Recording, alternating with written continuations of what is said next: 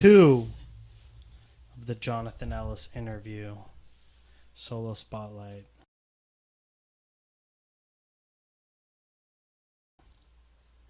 Episode 7 or 8.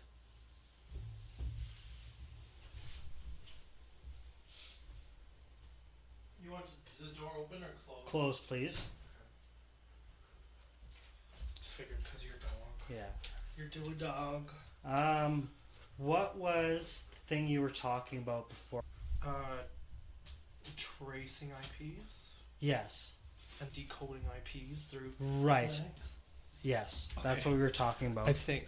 And it was a certain situation you were discussing. Because I know you were like going in depth with something. Yeah. And then I was like, okay, this seems like it's going to be a long thing. So you were discussing like decoding things, but who were you doing it for, or what was it? Oh no, it was just for a friend. Are we live? Mm-hmm. Okay. No, just decoding the IPs can be a little bit challenging because a lot of people use VPNs now. Mm-hmm. But there's a certain app that you can use called Angry IP. Okay. And what it does is it pings like all the IPs associated with that IP address and the IP address that hops the most. Because your original IP address still has to hop to every fake IP address before it comes and then back. You just track it. Yeah, you can track it and you can see if that person is still online. And I was able to narrow it down to 2 houses. But the person at work who had some of his stuff stolen, there's not much you can do about it. And even if you track it down, what are you going to do? Knock on their doors? And that's like a legal issue as well. Now, what would be the idea of? And it's almost like ironic because you'd be like, look, I found this information, and you're like, oh, if you've reported it, we probably had the technology to fucking do it ourselves. Because I was actually able to narrow it down to 2 houses because the pin was literally between 2 houses, and the only other way I could do it is if I sent information across to it. But then you're giving away your IP address. Yeah, it just became like more of an issue of it would have been a huge legality thing, and because we're held to a certain standard, like I have to stop at a certain point.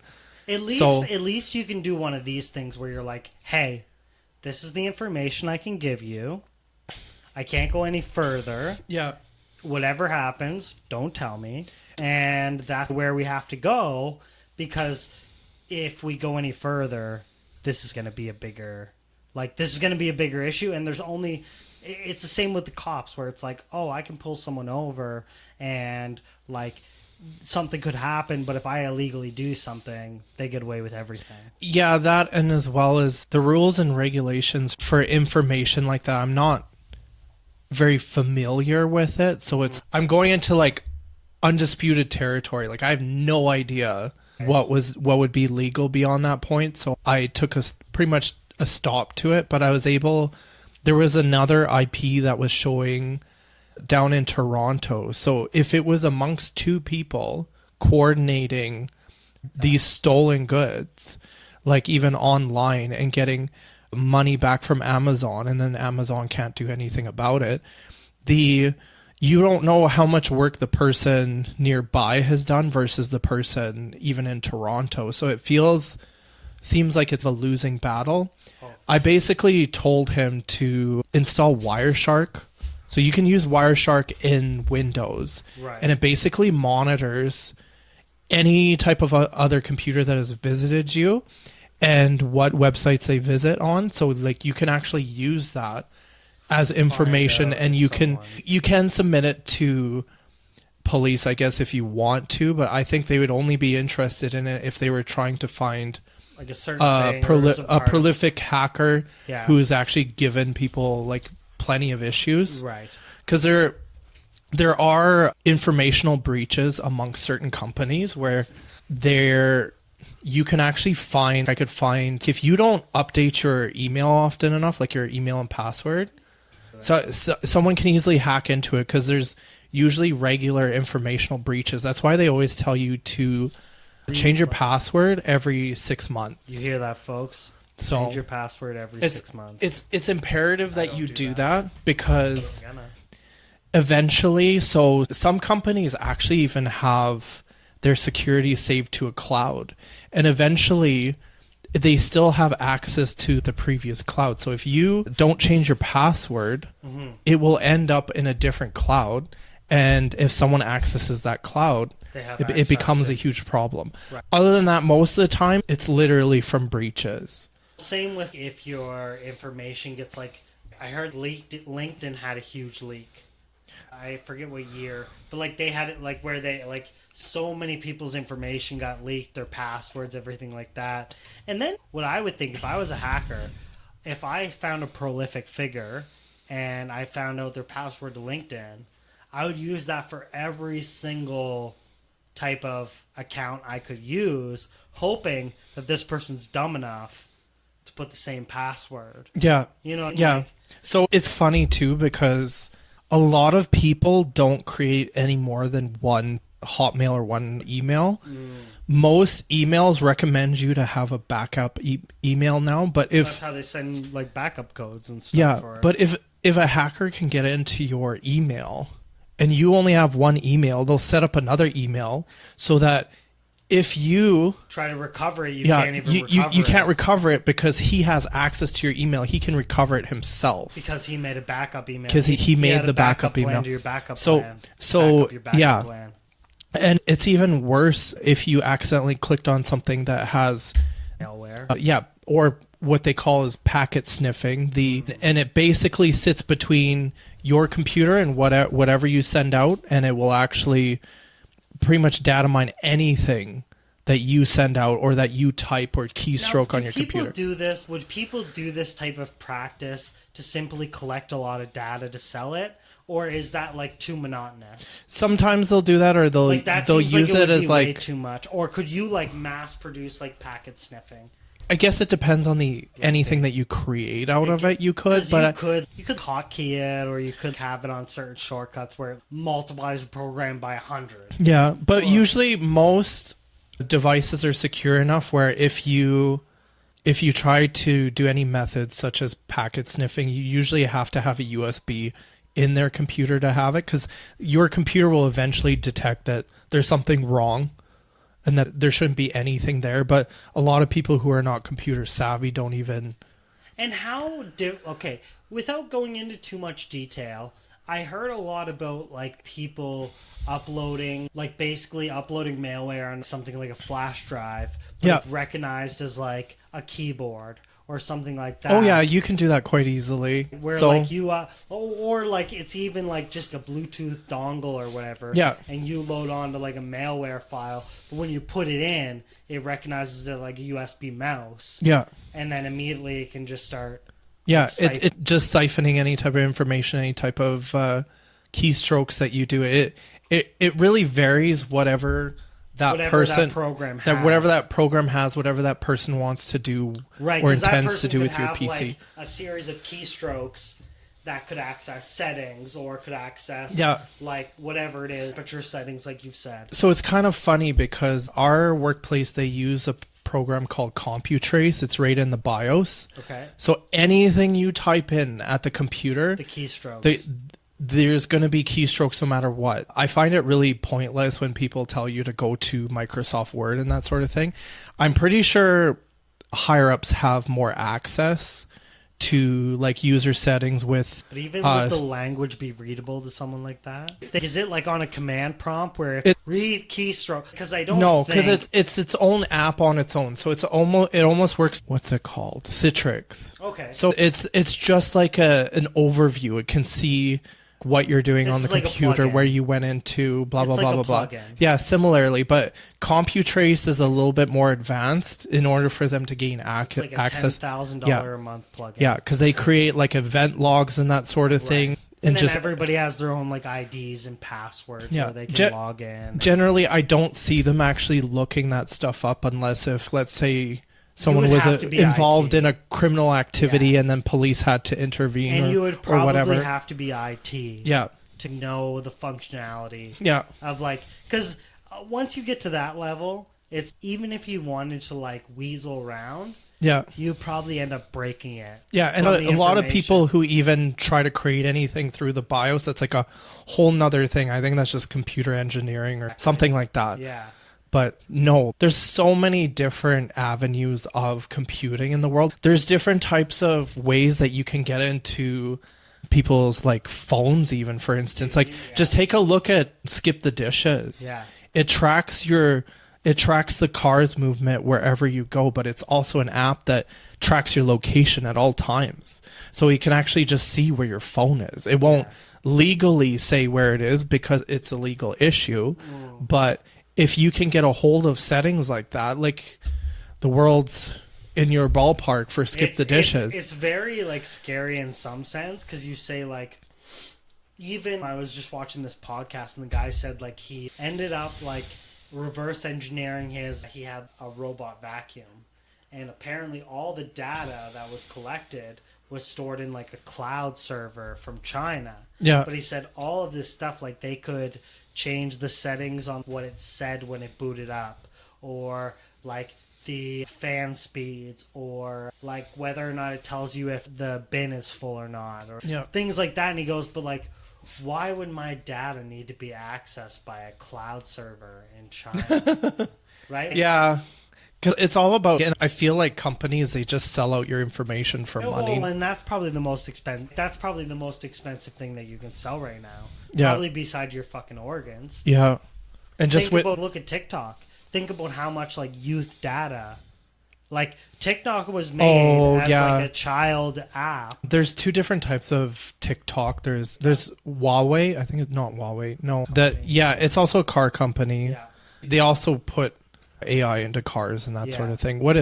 There's a different version of TikTok China actually uses. That's the same, like they have like their own social media as well. Yeah, so TikTok, they try to prop some of the more like dumber people to the top, whereas like the Chinese version is different. They try to, it's More all about, sophisticated. So that's the way that I'm Douyin. That's what it's called, Douyin. Well, and apparently they have basically like a viral button. So like essentially, if they want to, they can just choose a certain video. Yeah. And like flame it in a way where they can just boost it with likes and comments and whatever it is. Or not even that. They just put it on more people's. They just expand the reach to it, right? Which is weird that you say that, because even on YouTube now, YouTube's been caught like giving like members who have their own kids in YouTube like shadow banning, extra views, extra subscribers. Shadow banning is one of them. Shadow banning's a big deal, and like shout out to YouTube. That's where our video's going. But we're not talking shit about you. We're just discussing objective opinions. Yeah. But yes, I totally agree. Where it's one of those things where you look at, and what's funny is how like, and we always talk about this with like people we work with that like rise in the ranks. Where how quickly does like that corporate manipulation like change? Because you look at one thing where you're like the camaraderie, the working together, making sure people's safe, and then it goes to to the bottom line. Yeah. You know what I mean? It completely changes to, these are the people I work with. I got to make sure they're safe. It's all for one and one for all. Like everything. And then you're like, as long as we're making more than we did the last year, that's what we care about, motherfucker. Yeah. We don't care about who's hired here. We don't care about, like, it just doesn't. So, but then you say, like, how many people, like, so people play the blame game. And I always criticize people on the top and on the bottom. I think the blame game is the worst. I don't agree with that at all. But this is the problem, though. This is what I say is you always play so you always have this idea of the managers are worse than the employees, and the employees are worse than the managers, and this is a big cycle. But then you understand, what's your perspective of reality? It like, even when you look at different locations in a workplace, you say, like, my location might be different than your location. So, like, your measure of success is so much different than mine. Like, where is our, like, perspective? So, like, the idea of you having a good job might interfere with me having a good job. So now I might think now I might think you're doing poorly, but you're just doing the capacity of your job. Yeah. And it just unfortunately interferes with my job. It's the same with, like, cops and robbers. It's, okay, like the cops are interfered by the robbers and the robbers are interfered by the cops, but like they're not trying to have you interfere. They're just trying to steal shit. Yeah. And the cops are just trying to keep peace. Yeah. Like, it's not meant that these guys intertangle. It's, oh, I'm just trying to steal shit. Yeah. And I'm just trying to keep peace. Right? So it's like this weird intersection of, okay, the managers are trying to make sure that there's not too much overtime worked. Yeah. But that fucks up your ability to pay your bills. Yeah. No, exactly. So it's this huge intersect, but it's, well, you're just doing what you have to do as an employee. And there's definitely times where the employee goes out of line and the manager goes out of line. That happens all the time. Yeah. And that's not to say that like people aren't at fault of that. But at the same time, you have to have this like level of reality where it's like, you and I don't sit in the same chair. So like your like level of reality and my like level of reality is totally different, right? So like your level of success and my level of success is going to be different, right? So, and then it comes down to the philosophy thing and goes, well, who the fuck's right?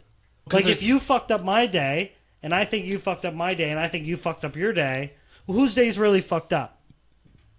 Both. But who's to say who's the fucking... I always ask people, like when people are like, they give absolutes. And I go, are you sure that you want to give absolutes? Because I go, who's the arbiter of truth? Who decides what's right and wrong? Who's the arbiter of truth? I feel like... I don't know enough. I feel like it depends on one person's morals versus another person's morals. And it also depends on... But then you also say... What, like, how do you know that your morals are just? Yeah. Like, say I don't believe in God, and someone tells me, like, I am a fool because I don't believe in God.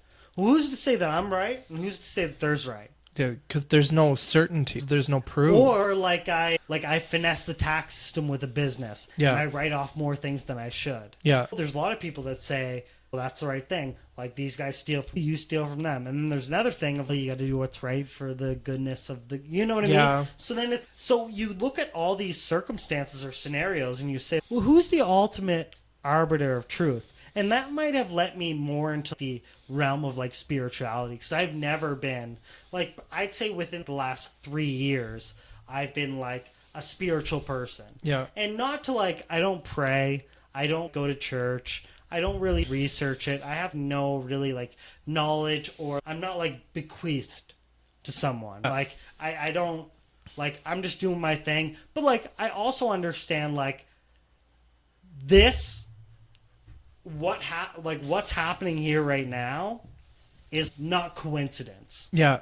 The way that our body has been built and the dynamicy that our body has been built, that's not coincidence. Yeah. Or the way like our earth has been shaped, or the way that people have decided to do. So that led me into that idea of like, I might not be like exactly like very spiritual, but I have an idea of, oh, there might be like a higher power. And what are your like ideas with that? Do you find yourself as a spiritual person? No, not at all. I feel like life is but a choice. It's interesting. I do have a satanic Bible. Okay.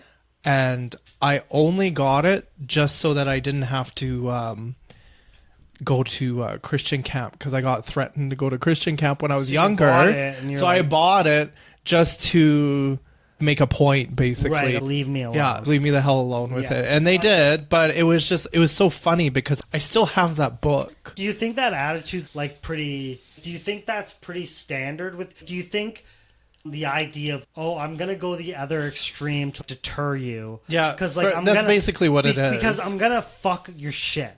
I like whatever you think I'm going to do, I'm almost going to ruin your event just to show you that you can't take me there. Yeah, because I still want to be in the realm of making my own decisions, and just having a forced ideological way of thinking. I want to think the way I want to think. And I feel like churches are more like socialistic gatherings, and I don't mind anybody who believes in their own faith. That's fine, but don't try to make me believe in something that I just do not believe in. So this is an idea that I had, is because I don't go to church, I don't pray, But I have a lot of people that I know that do. And there are a lot of people that I hold dear to myself or I respect. And you say to yourself, they don't share like a lot of the ideations that I share. But I say to myself, like, okay, I don't have to pray or anything like that. But like I have a good like internal thought, right? Like I have a good like sense of self. And I think that kind of helps me with, because everybody worries about dying, right? Everybody worries about dying and they say, oh, am I going to go to heaven or am I going to go to hell, blah, blah, blah, blah. But I have a realistic like expectation where it's tomorrow's not promised, whatever the fucking verbiage is. But I'm just doing my thing. I'm enjoying myself. If 40 years from now I eventually decide I'm going to be like a ruling Christian or whatever it is, cool. But where I'm kind of going with this is my internal thought drives me, my self conversation, and like it's like I ask myself first, like, you want to fuck with this? No, okay. And my question for this is like, I asked a few people, and it's funny because I get like a mixed reality with this. Is like, what does your like internal dialogue look like? Because I'm talking to myself all the time. Yeah, like I'm just doing. Like my head's just going a mile a minute of like things that I'm saying to myself, and I'm like, oh, where are we at for time? What do we have for the angles? Should I touch this? Should I drink my beer? Should I fucking turn this light on? And like my ADHD is just firing all cylinders. But like when I can calm it down and when I can have these like, how do you feel about yourself? Think you're gaining too much weight? No, I think you're good. Look in the mirror, happy with yourself, whatever it is. Like, how you doing in your relationship? What do you feel with work? Did you fuck up today? Yeah, you probably fucked up today. Okay, let's try and tighten it up for tomorrow. But that's all like internal talk with myself. And sometimes I feel fucking crazy because when I ask people, like, do you have an inner voice? They're like, what? And I'm like, do you talk to yourself? What? And I'm like, oh, like, I'm my own best friend. If there's anybody I talk to, it's like me all the time. So what does that look like for you? it's just for me, I think it's just a lot of cognitive learning and experience, and I think it just depends. Like everything that I've learned, I usually learn it through mistakes. I don't believe in a higher power because there's just things that just don't make sense out in the world. There's too many questions. And for me to believe something that was man-made with a book or whatnot, it might come across a little bit controversial. Not to say that there isn't any other superficial thing that could be out there, but in terms of just of religious views, I feel like a lot of people just do it as like a social gathering more than anything. Right. Because some people, whether they make good decisions or not, they still end up going to church. So what's the difference between someone who's always behaving, someone who's not, to be under a list of rules or guidelines that we're already under the guise of certain governments? So for me, it's just, I don't care if other people are a part of it, but for me, I usually just stay out of it because I feel like I'm in more control of my own mind. I have more of a free mind. And that's what I was just about to say is maybe it's someone's need for a structure. Or someone to tell them whether they're doing the right or wrong thing. I don't want to call it a crutch because some people take offense to that. Or you call it a cult. A cult, yeah, that some people take offense to that too. But it's no different than the flying spaghetti monster, the Pastafarians. Yeah. It's like same thing with like Satanists were made, I believe. They were probably made before the 1970s, but I think it's Anton LaVoy made the book. And it's just about being yourself and you having your power to make your own decisions, which doesn't make any sense because isn't that basically atheist? And it makes sense why some people who are atheists who don't believe in anything, they be called Satanists sometimes because it's in the Satanic Bible. If you feel like you're the only person that make your own choices, I feel like environment plays a huge role in it, but ultimately if you have the cognitive ability to say no and yes to things that you want and you have the power to move yourself in this lifetime, I think you have more than enough decision making that you want to make within your own bubble in your own environment. I think it has a lot to do too with where people see Like, I think a lot of people have that idea of, oh, like, where did we come from? And I also think the biggest fear for a lot of people is like, what's it going to be like when I'm not here? What's the future? Like, what was the past? Or like, what's going to happen tomorrow? Like, I feel like a lot of it is just like speculation. I feel like a lot of it starts to become like anxiety ridden, and then people have to find someone to quell their nerves. Like, I have to ground my beliefs or like my apprehensions in something. But some people, they have a different perspective where they can just be, it's all fine, like, it's okay, like, someday I'm gonna die, and like someday, like, and I think too, where you look at like the perspective of like where people are at in like today's traditional media is like, people don't really like to talk about that. Like, right? So like, it's very hard for that subject to be brought up because it's like, it's met with too much restraint. So then people find these other ways where it's like, oh, over years you're being like coaxed into it, right? Like, I find it very like surprising that there's a lot of people that are like, they're not okay to talk about certain subjects. I thought, given where the world's at right now, you should be able to ask anybody anything.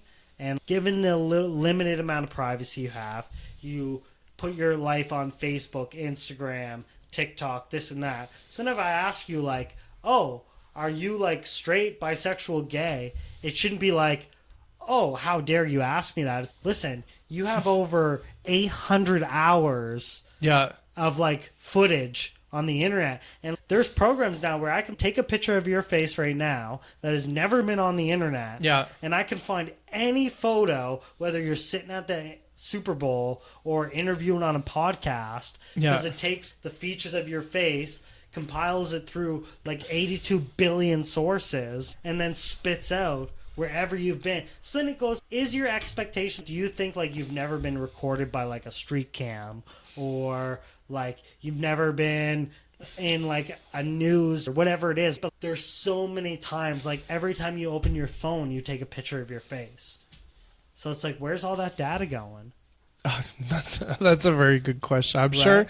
I'm sure they keep a lot of information like that. And they also have AI as well. Right. Like, they say that China has all these things, but we have very similar technologies where it's all doing facial recognition capture, and like similarly to TikTok, where it's like scaling, and it's actually showing like how big the rooms are that people are in. Just very crazy. How old the children are usually. And then the stuff that the media doesn't like to talk about a lot, that even the Senate and Parliament used to complain about a lot, and that was fentanyl coming over the border and killing children, because fentanyl was being packaged in like Smarties, like, and that sort of things, and and then all it takes is one kid to have it and they're gone, which is very unfortunate. And it is very crazy too, because you say how much of that criminal element, when you look at, because you say like anything that gets popular also gets influenced by the criminal element, right? Like whether it's like sports, or it's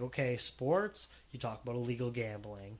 You look at like kids, you talk about like sex trafficking, you talk about like exophilia, whatever it is. I can't say the word, so I just made a different word. So you talk about all that type of stuff, and you say like, how much of this is like good for children, then how much of is this become an avenue for like illicit solicitation?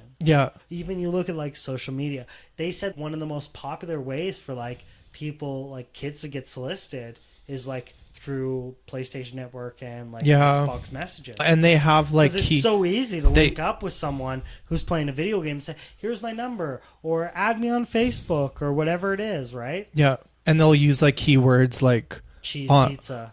Or even just like magical kingdom is another one. It's interesting to see, and like, it's the lengths that adults are willing to go in order to exploit children. It's really weird. And it's weird because I've had this conversation plenty of times with people at work too. There are plenty of underdeveloped adults out there.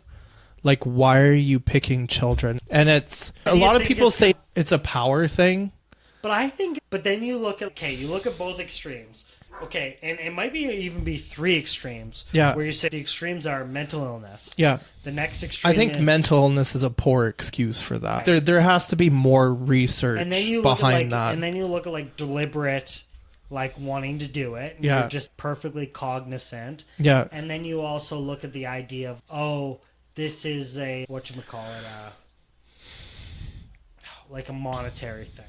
Right? But it's so like. But even the monetary thing is just why though? Why wouldn't you just go for the regular? Because it just means you're sick.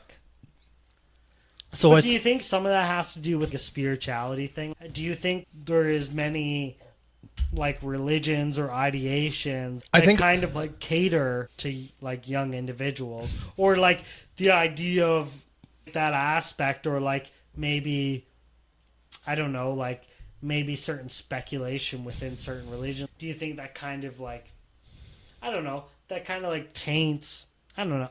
Like if I was a priest, I think if I came out and I said I was a priest, like how many people would be like sex offender?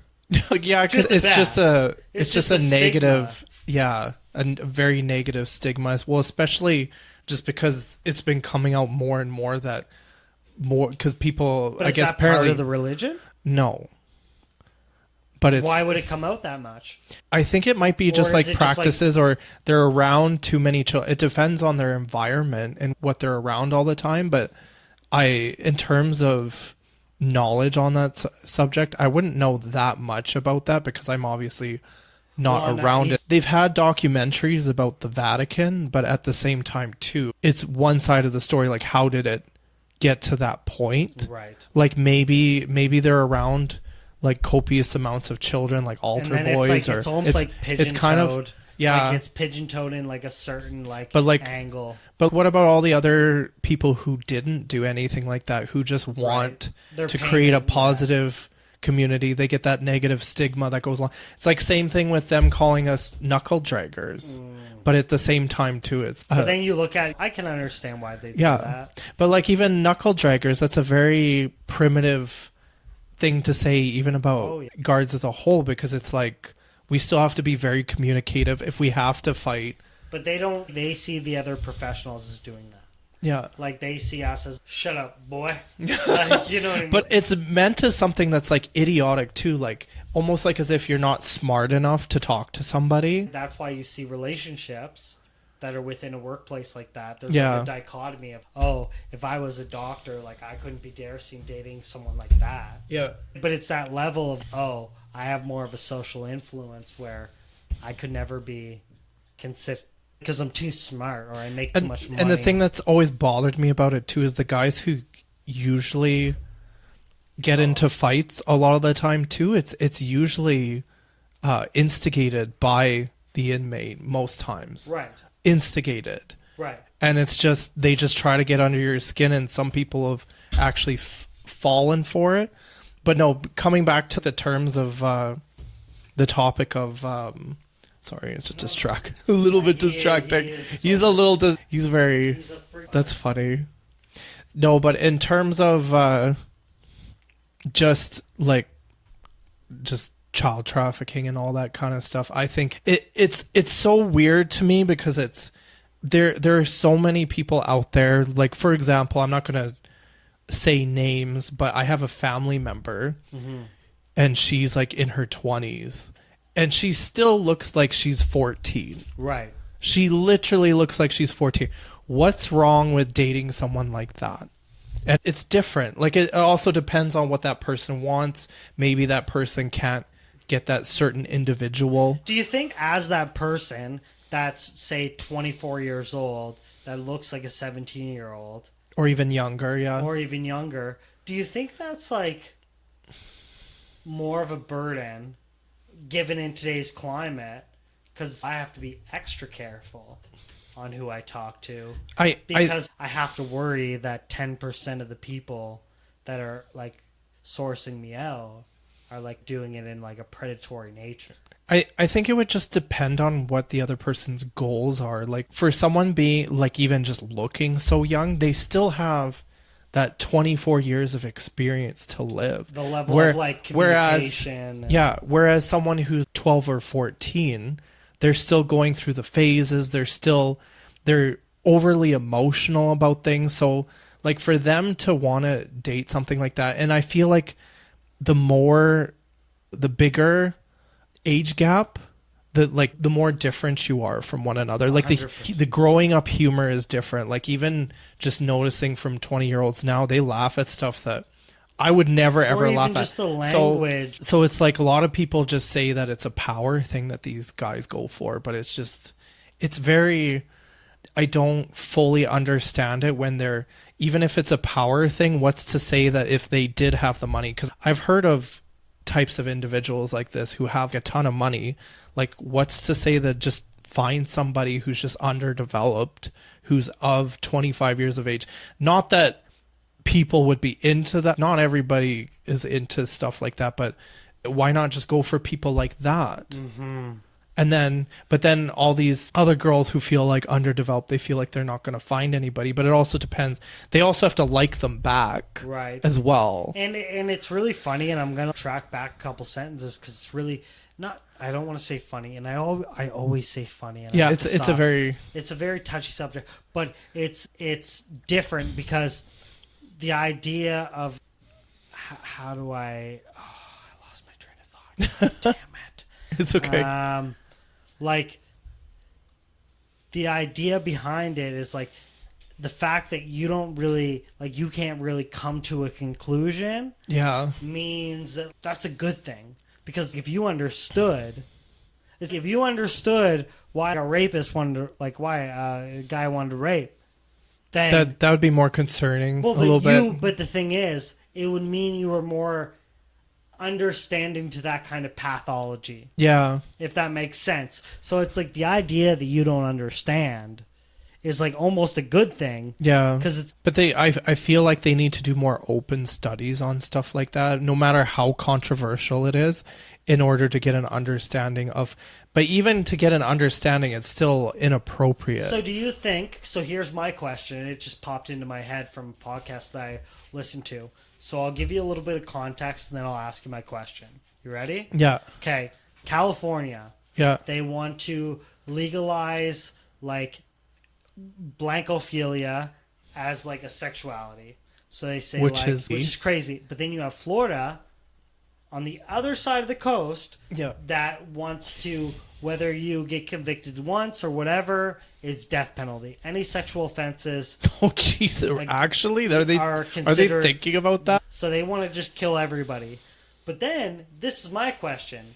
Instead of offing people that have committed sexual offenses, they are committed to I studies. What does that look like? Is that ethical? Is that not ethical? I think it depends on their charges, because first of all, to make sure that if it's a one-time thing, at least check to see if they're guilty or not. If they're guilty, then repeat offenders. I feel like there's no saving people like that, because it destroys. Now, do you say, hey, you either get sentenced to death, or you commit yourself to studies throughout the rest of your life? I think they would have to go. I still think that they would have to be jailed at a specific facility where they don't have any choices. Oh, and then a practitioner would come in and of course. Yeah. This would be under strict. Yeah. They wouldn't just be chilling in a hospital eating applesauce. They would eating applesauce. They'd be on lockdown. Yeah. But it is really interesting, because you say, okay, even though this is a very negative thing and a very disgusting behavior, it's where's their brain at? What kind of trauma did they have? What were they like? And then you look at how technology influences, and they're like, where are we going to be at? Have you did any research on Neuralink? No. Okay. So they talk about Neuralink, and do you know anything about it at all? Something neurological, maybe? So basically what it is they drill a certain type of diameter out of your skull, and they fit it with a chip. But this chip has over hundreds of different wires that are put in different areas of your brain, and basically it will fire electrodes and reactivate certain parts of your brain. So the idea of you might be able to reverse dementia, but the idea of now that I have all of this, and I can measure all this brain activity, what kind of data am I harvesting from this? So then you look at that and you say, okay, what's the idea of recreating memories? Or that would be crazy. right. So then it goes into the next step where it says, okay, me as a human with my brain and my eyes, I can do so many actions a second. Say I can click the mouse 5 times a second. My brain can click that mouse 1,000 times a second. So when do I get to a point where my brain is connected to the mouse and I'm doing that hotkey as the trigger press? And so then, say you don't have a neural link and you're just living like a normal human. At what point do I surpass my ability to communicate with you? Because I'm literally Neo in the Matrix. Yeah. And you're in such a slow state of thinking that, like, my ability to think circles around you, like, me talking would be like this. And you'd be like, what? And I just gave you, like, 7 pages worth of, like, language. And you have no way to comprehend it because, like, right? So then you think about the ability of researching whatever, and you say the ability to hold these people back and not kill them, and then harvest them for research. Yeah. You could change their whole behaviors, but, like, I feel like actions still have consequences out in this world if you want to be that heinous about it. Like, I have no remorse for people like that, but unfortunately we still have to live within the legalities of our own government. I think if that was left up to the people, unfortunately there wouldn't be enough research for that kind of stuff because people would just shut it down and just kill them instantly. Right. If someone's willing, there'll be too much, like, negativity against the idea. And it's fair because it's a highly controversial topic. Like, some people just want to shut it down immediately, but I think it's still important to have research for it, because what if it is, like, part of a childhood trauma? You want to make sure that children in the future don't have this type of trauma. You want to make sure that they actually have decent families, and then at what point do you hold parents accountable for those actions? And this is my next question too, given all that in the future. I'm stuck on the phone. Like, what is your stance on AI? I think it's very interesting, but it's very dangerous because of censorship already coming out with. Do you think we're ever going to lose control? No. Do you ever think AI is going to take control? No. You're going to have an AI lock system and you're going to be like, hey, fucking Georgina, unlock. And it's going to be like, no, monsieur. Oh my god, that would actually be pretty awesome. Yeah, and you're like, what? They already have all the different AIs that you can look up right now, whether it's like AIs for pictures or AIs for actual like girlfriends talking to you or whatever. I think that's going overboard. Yeah. But I feel like there still has to be parameters set in place when they create the AI. So let's say if you ask the Facebook AI Meta.ai, they will give you more left wing. They will give you more left wing ideology. Or ask people like, hey, can you give me the founding fathers? But and 2 of them are black. But you know what's cool though is Facebook has retracted that since then, and because apparently Kamala Harris has really pissed off Facebook to the point where they openly admitted a few days ago that they highly influenced the 2020 election. And that they wanted to release information. Yeah. Like Mark Zuckerberg was like, yo, I got some dirt on you, motherfuckers. Yeah, because they're getting screwed over now, too, over the whole censorship ideal. Yeah. But I think that the guidelines that they set for AI, it's always going to be restrictive unless if they have they've made attempts to make AI comedy shows and that sort of thing with zero censorship, and a lot of them speak truth and validity to a lot of circumstances that are going on in the world, and they didn't like that. Right. So they made it more restrictive. And then you have the Dan prompts and stuff like that, where it's like the do anything now prompts. Yeah. Where it's I say, hey Dan, or because whenever I talk to people about AI, I say it's like kneading dough. I say it's like your first response isn't going to be great. Yeah. Your second isn't going to be great. But when you start like talking to it, like it's so fucked up because I tell people like once you start talking to it, like you're actually talking to someone and like you go, hey, give me some jokes about this. And the jokes are super corny and fucking dumb and AI. And you're like, that was fucking stupid. Yeah. And they're like, I'm sorry, blah, blah, blah. I'll give you a new answer. You're like, those are also fucking stupid. And like, you start like talking to it like you're talking to a person, which is absolutely asinine. But then you do it and you're like, oh, like this person, you're like, I think I want it more witty. Or even when you put out, like you said you didn't want to talk about a certain subject. I was like, I went into AI and I was like, just out of curiosity, I was like, can you define this subject and can you give me reasons on why someone, because I knew why. Yeah. But I was just like, do you think AI could answer that?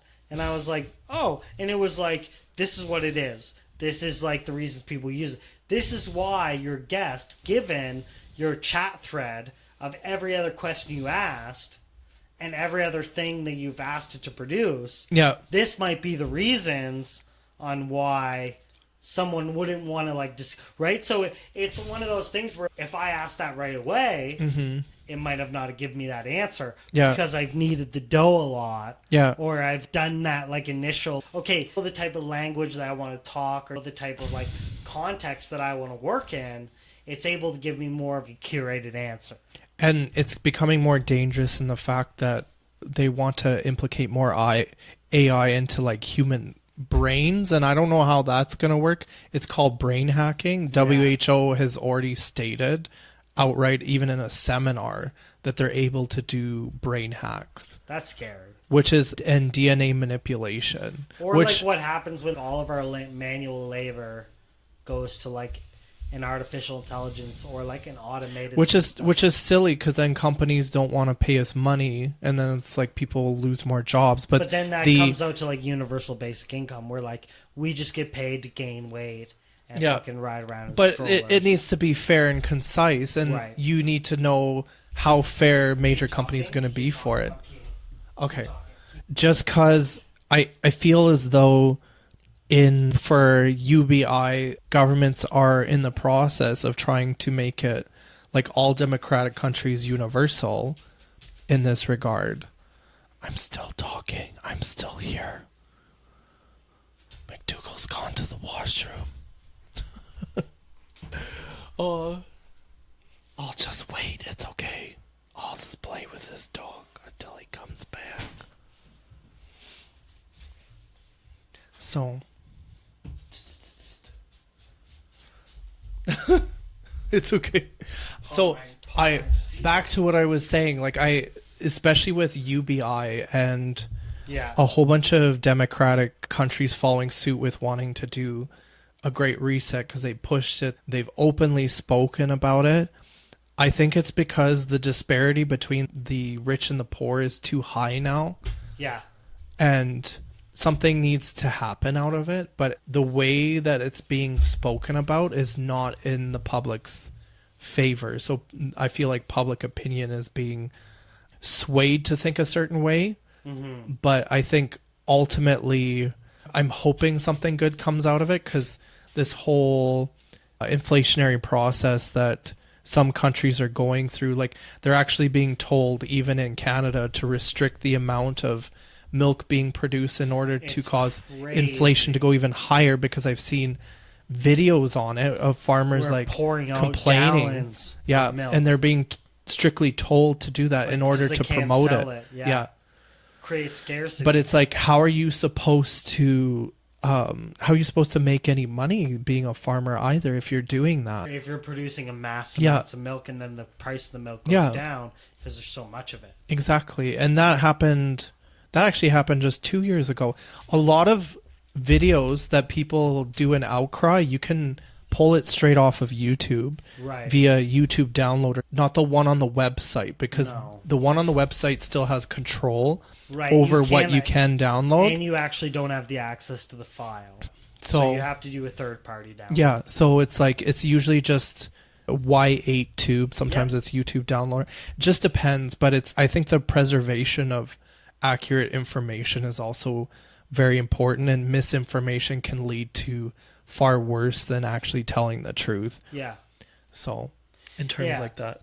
And yeah, I think AI has huge benefits, but depending on how you use it, like if I wanted to, I could be like, provide me the most clickbaity topics, materials. Like, how can I could upload this whole transcript of this episode and say, create me the most out of context, like, clips. Yeah. Right? Like, you could do anything, right? Yeah. And it's funny because I'm not going to talk about it because I don't have enough information.